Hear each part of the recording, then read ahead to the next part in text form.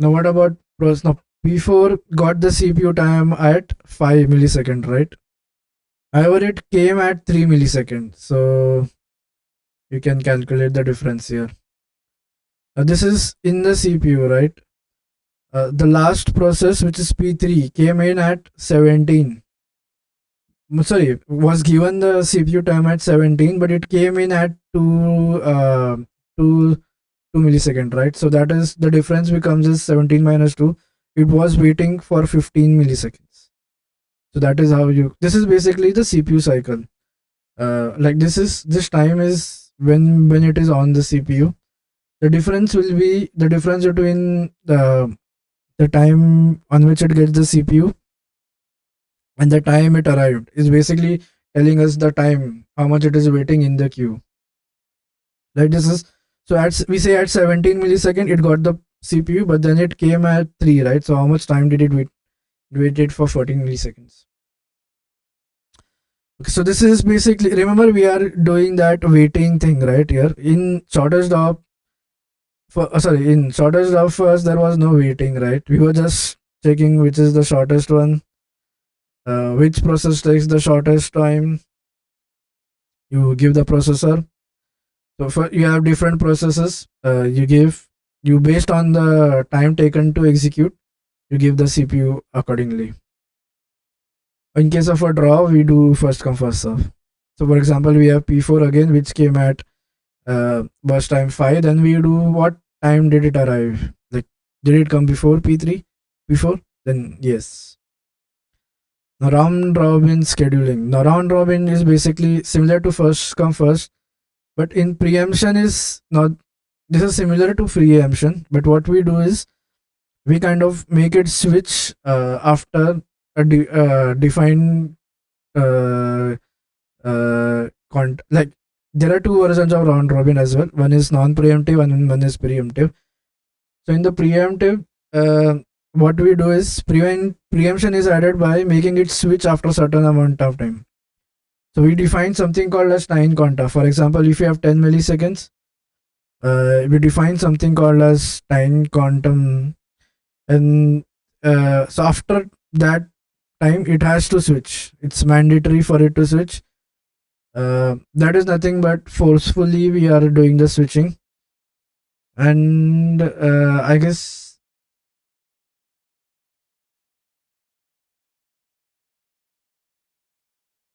yeah. So it's this process is basically like a circular queue. After the time, after a specific time, the next process gets the queue. So for example, if I have defined the time quantum to be okay. So if you use 4 milliseconds of that, okay, let's have this process. This is like so we are dealing with the non-preemptive version of round robin. So uh, this is my process, right? You have P1, P2, P3, 24, 3. So first, basically, you come to P1. So I will define time quantum to be. So we define time quantum is 4. So first P1 will run. It will run for 4. Then it will go to P2 again. That will run for 4. But then the burst time is greater, right? So before completing it, the 4 itself, you have P3 being readily available. So P3 also will be worked upon. Now then again we go to P1 4. Then again we keep on switching because there is no longer any process left, right? Then this will continue to execute until it is completely being executed. This is basically what we mean by round robin.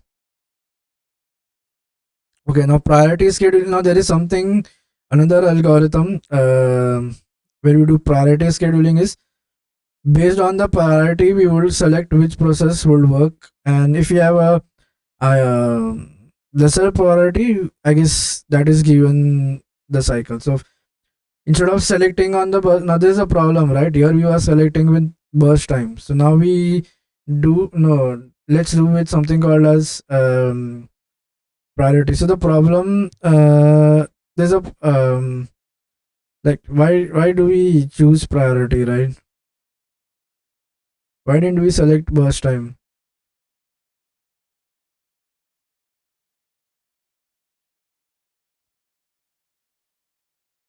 So remember, even in shortest of first, we were making some kind of choice, right? What we were giving priority to that process, which is going to take lesser amount of time.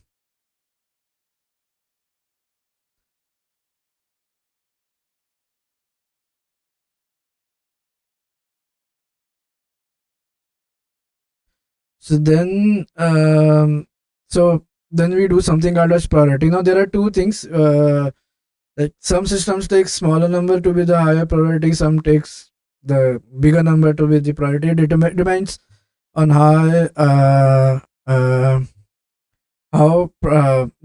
the system is made, right?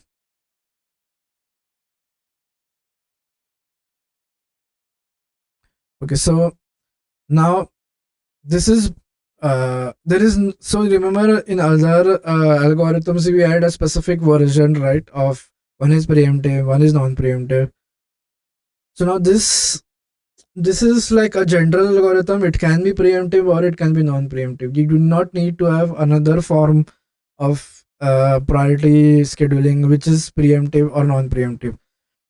So now, for example, let us consider that the higher number is the lower number is the highest priority.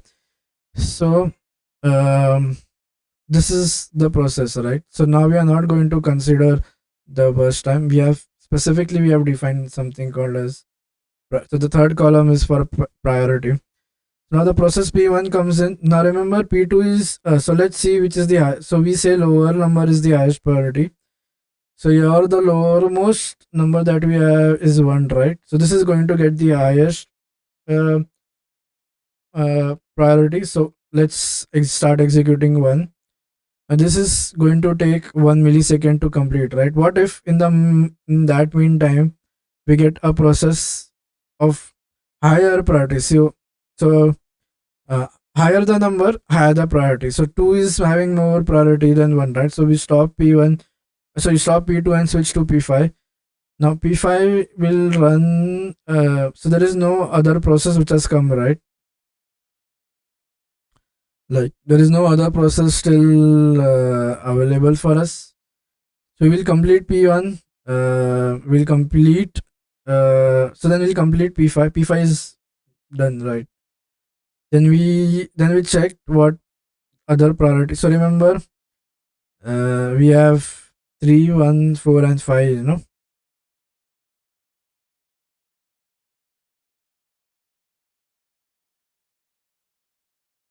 P2 is also done, right?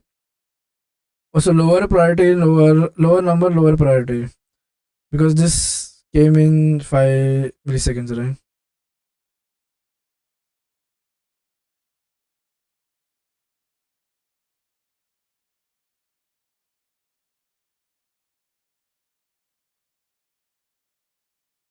Oh sorry, this no. Why did we schedule P5? So I first is okay, lower the number, so I got P2. I have the priority, so I run it for 1 millisecond. Then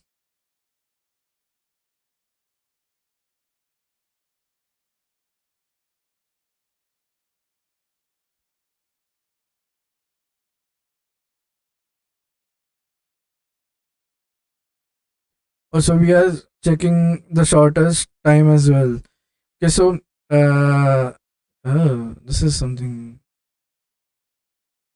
Hmm.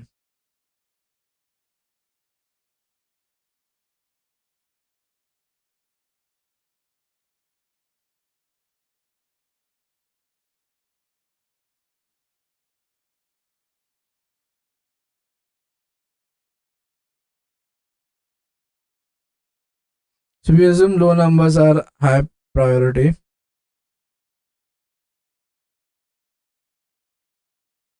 So first is P2 going to be executed, right?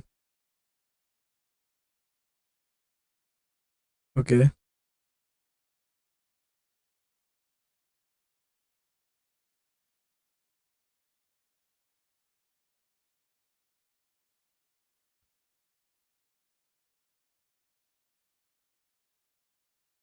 Now then we check. So then it kind of, in case of, do we have any equal? No, there is no equal priority here. Equal priority, we use FCFS.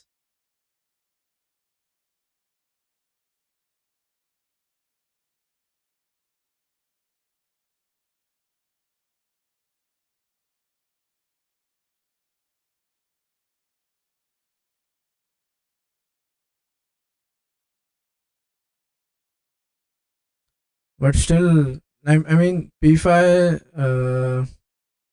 Okay, if you are considering lower priority, then okay. Uh, yeah. So I'm saying lower number to be my high priority. So P5 is perfect here. And then I have P1. So yeah, then P1 will get time cycle, right? So P1 is going to get executed. Then after that, so last is P4. Yeah. Then we have P3. So shortage of first is basically uh, a variation of priority scaling where the priority is basically the inverse of burst time, right? Whatever smaller, which process takes the smallest time, we are going to work on that. There is no thing of arrival. Oh yeah, I got what I'm saying. No, let's see this algorithm again. So remember, we are considering low number, high priority. This is what we have assumed over here when we are dealing with this. Now, see, so the first thing that we are going to work on. So this is no, the third column indicates P2 is 1, right? So this will get. Now after P1 is done, we have 3, 4, 5, and low number, high priority. So low number is 2, go for 2. Then we have 3, 4, 5. Again, we say low number, so we go for 3. Now then we have 4 and 5. Low number is 4, and then we have 5. So last is basically 5. Now SJSF is uh, um, uh, some kind of version of low priority. So some kind of version of priority where priority is inversely based upon the burst time. And there's a problem here that occurs. The problem is basically, mm, you kind of do something called as indefinite blocking or starvation because uh,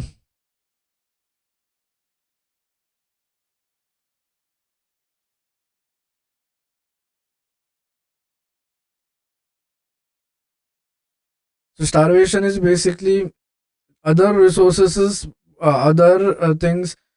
Okay, so you remember this is switching only if we have.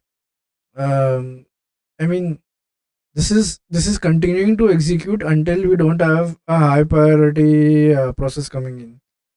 So that what if this has some indefinite operation being mentioned, and we never get a higher priority process than this, then this will continue to work, right? These will never even get a these processes will never even get a chance to come. This is something we are doing blocking. Solution to this is you do aging. Aging involves gradually increasing the priority of process that wait in the system for a long time. For example, you kind of do something called as aging. So let's see how aging works here. So let's. This is a drawback to overcome normal. So first is, remember, we are going to go to priority, right? So low priority. So this is my P4, which will be first worked upon. Okay, so then now do I have any low priority? No.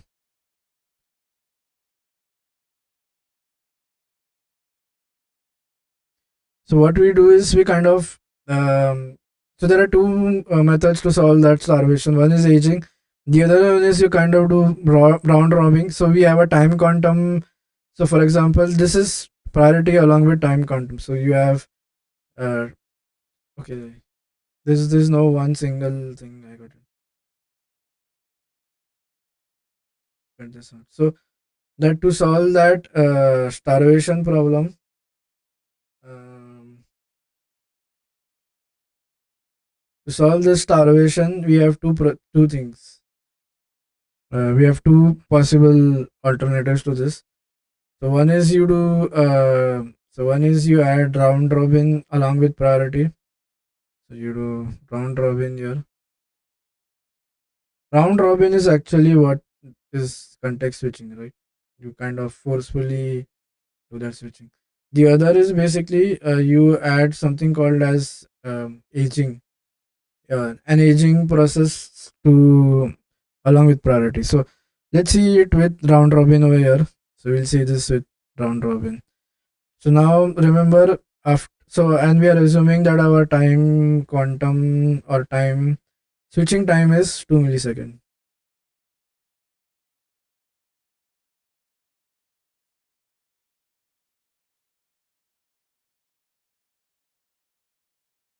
Switching time is 2 ms. 2 ms or yeah. The first is before starts execution, it will then need to switch. Now we check which has the, so in case of in case of I, we go for first come some, for first come first serve. So then okay, from P4 we'll switch. Oh no, let's have a pen. We'll switch to P2. This is first come first, right? And then again after 2 milliseconds we need to switch. So we'll go with P3. Then again after 2 seconds we need to switch. So we'll go with P5. After again 2 seconds we need to switch. So we'll go with okay. So now then we once we are done. Oh no, okay. We are going to check the priority, right, at every level. So P4 is being worked upon. Do we have anything available? Any process? No. So this is going to so after 2 milliseconds, do we have any no.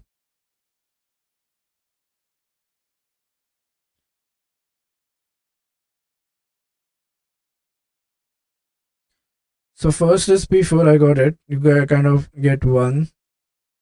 Then you have two, three, four, five, six. Remember, this is burst time, right? How much time is taking to execute? This is going to work. Do we have any higher priority process? No. Now then we go to P2 after 7 seconds. So we are making the switch right after every 2 milliseconds. So this is going to be divided into two milliseconds intervals. So then now let's go to PT. P2 will be for 2, and then again we'll go to P3. Again we'll go to P2. So there is no high priority process, right? Right. This is where we have a problem. Where we have equal priorities. So you do first come first serve.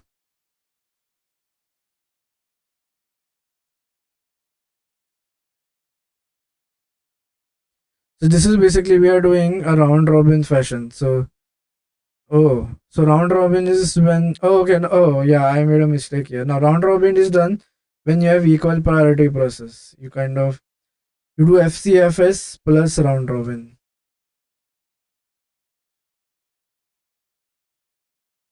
So you kind of execute until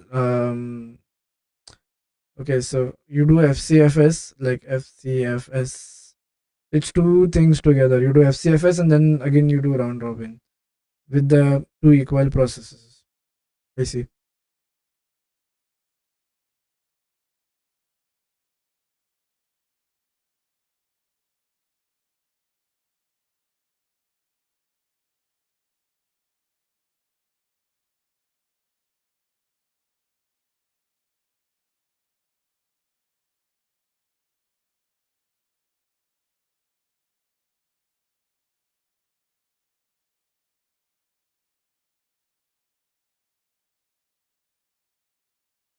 Yeah, so that is what the issue with this is. Starvation is basically what if we have a evaluated system and we have a high priority program, right? Either the process will eventually run or the system will crash and lose all unfinished low priority process. So this is an issue, right? I mean, we don't want the low priority process to we like we want them also at some point of time to get the CPU cycle. So what we do is we kind of do something called as round robin and we add that to our priority. So what if one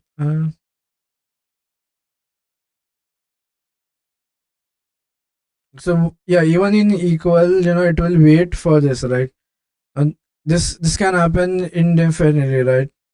Although this is not a high priority process, they are same. So it's kind of preventing P3 from getting the CPU. So then you kind of do uh, priority. Uh,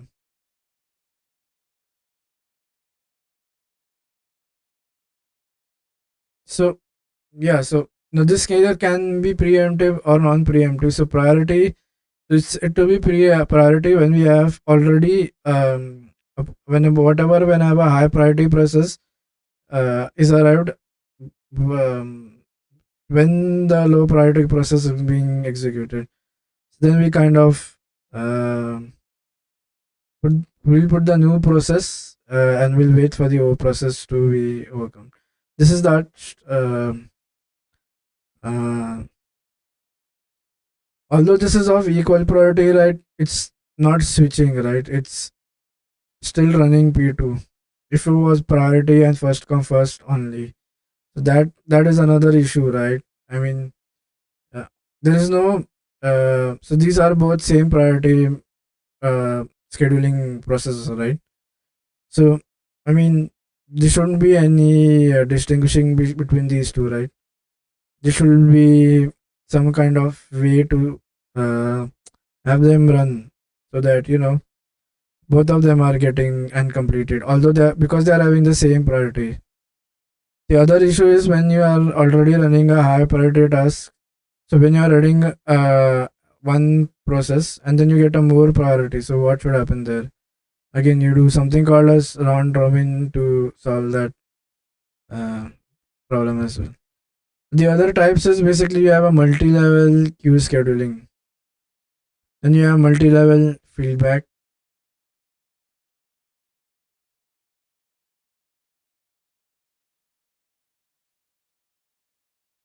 So let's kind of recap whatever we have learned. So first, basically, we said what is scheduling and non. I mean, what are the major categories of scheduling? First is preemptive. Is basically when you can go back from the wait to the ready and wait until the current is executed. So that is basically preemptive. In non-preemptive, we will not wait. We will continue the execution cycle until the process completes the execution. So the first come first is totally non-preemptive. You wait till the process complete.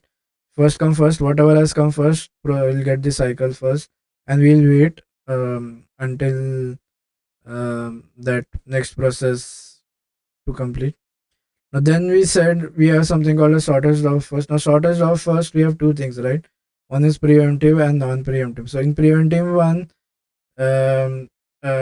we said that we are going to check the remaining time. If the remaining time uh, is less, then we will try to execute it. And then if the remaining time is more, you still stay in the ready queue. Now, the non-preemptive one is very similar, is very straightforward, right? Shortest job, you kind of wait for the shortest job thing. So whatever is shortest, like shortest job is how much small amount of CPU time it's taking. So you execute that. You compare between the remaining process, which is taking the smaller time. You give it to that.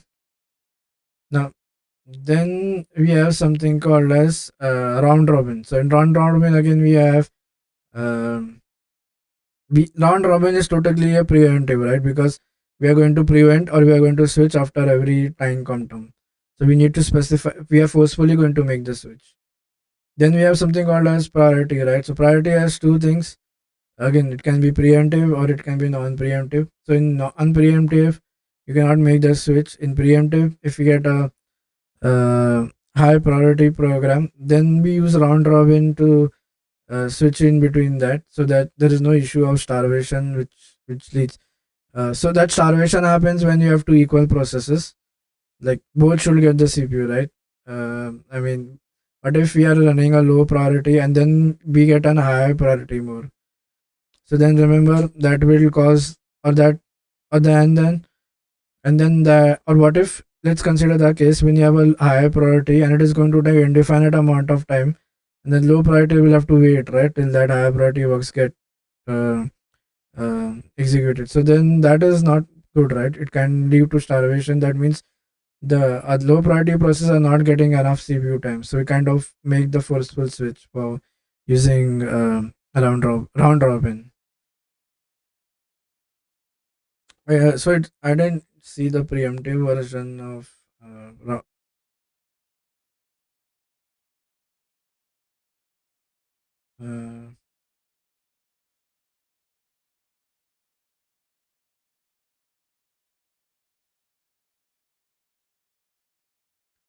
so we didn't check this, right?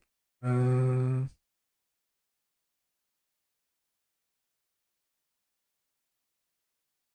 okay, so we have three processes like P1, P2, and P3. So let's see one good example. So this is, so we saw the example when we have um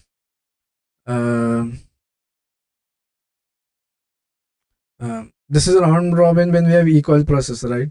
I mean, both of them have equal time. So let's see. So we have three processes, P1, P2, and P3. P1 has 1, P2 has 3, and P3 has priority 2. Now we are considering so we are considering here higher number as higher priority. So we give P3 CPU, but then P1 arrives after P2 and has low priority. P2 will continue running. However, if P3 arrives after P2 and has a higher priority as compared to P2, P3 will be preempted and P3 will run instant. Also, let's take one random example. So you have P1, P2, and P3, right? P1, P2, P3. These are processes, remember, P1, P2, and P3. And then, so you have P1 is, okay, let's have this as, P1 is, say, suppose, one, no, let's swap two, uh, lower number, lower priority. Let's go with that. So we have two here. Okay, that will depend upon the arrival time, right? So this is, we have one more process right now. This is P1. The first, what will happen is P3 will be worked upon, right? It's the lowest of all. Then P2. Now in this there is a uh, there is an issue, right? What if we say that both of them have arrived at same arrival time? Then now what we do is, here we do round robin to make it switch continuously. The other is, what if when we are executing this and when we get a higher priority, so we switch this to the ready queue and we do the higher priority process one until and unless we have a more higher priority process available in the queue. So when we don't mention the arrival time, we assume that the processes are already loaded.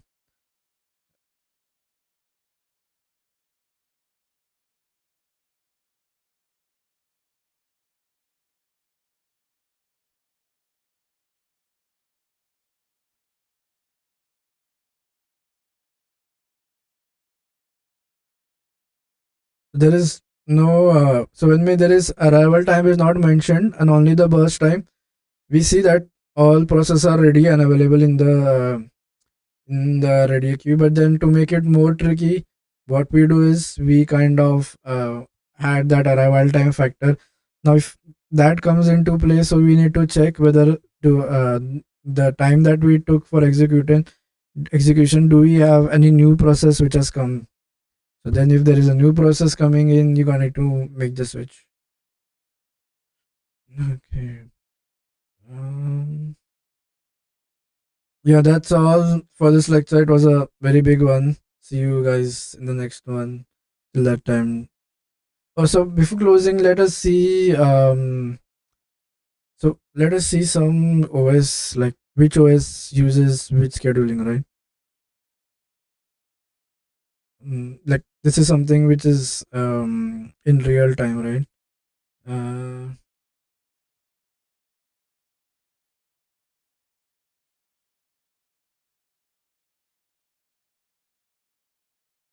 so we have various so Unix, Windows again, then yeah, and then Mac OS, RTOS uses round robin.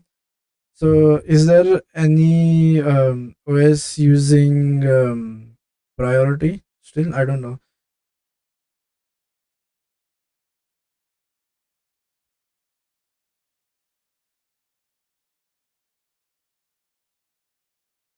So you have Linux. Oh, this is Unix, I guess.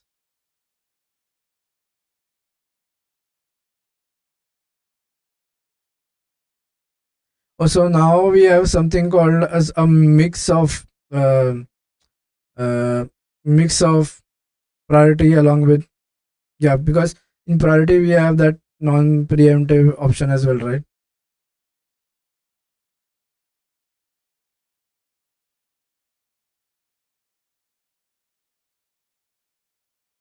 FCFS is no, right? You lose that multitasking feature there. So FCFS can never be one.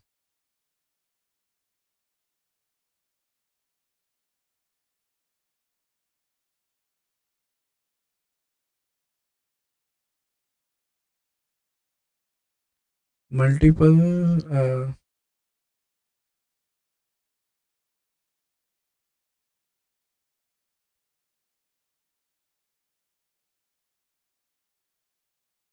Oh, so what? Not all of these algorithms are present in the OS. Now, depending upon how the load is, the OS is kind of, so now modern days. You like there is no specific algorithm, right? Depending upon the task, which is or depending upon, so like okay, let's see how the modern OS operates. Like modern operate now more modern OS.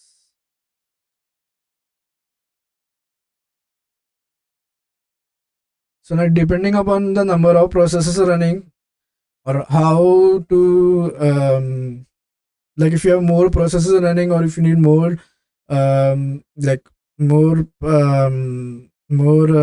CPU utilization, then we kind of switch in between the algorithms. So in general, all scheduling algorithms are present. To sum it up, you can say all algorithms have these scheduling algorithms loaded on them. Now, depending upon how the load is, it kind of switches in between the algorithms.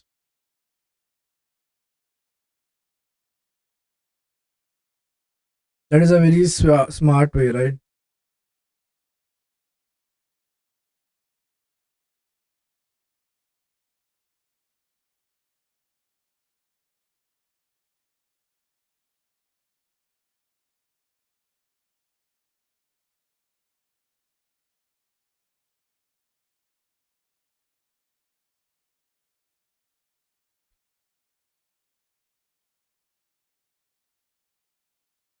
Yeah, they use dynamic algorithms because working on the workload and other possible things, we kind of switch in between the algorithms.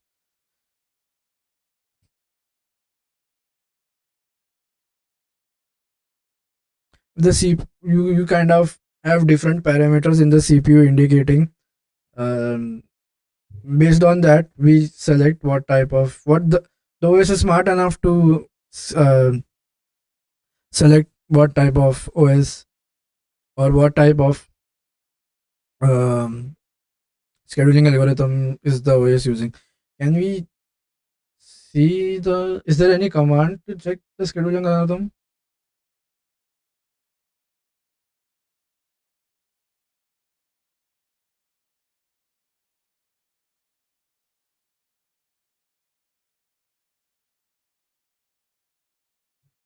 Is there any way we can check that?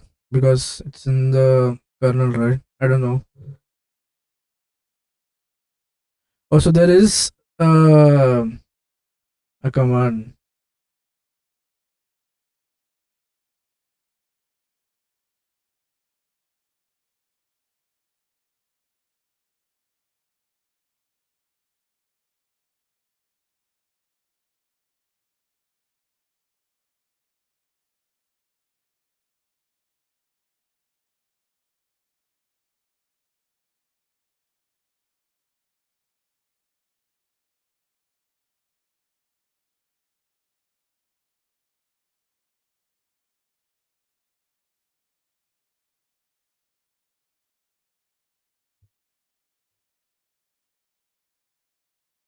Yeah, so yeah, nowadays there are real-time scheduling policies, right? Based on the load, you can based on the real-time load, you kind of manage it.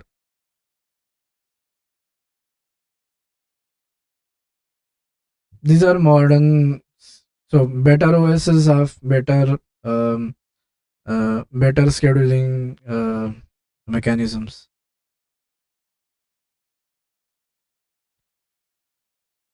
Okay, so yeah, that's all for this lecture. Hope you guys liked it. We will continue. Oh, yeah, we will come. So remember, this is all the job of kernel, right? Don't forget that thing. If you forget that thing, then this is one of the major tasks of kernel, right? Scheduling which process to run.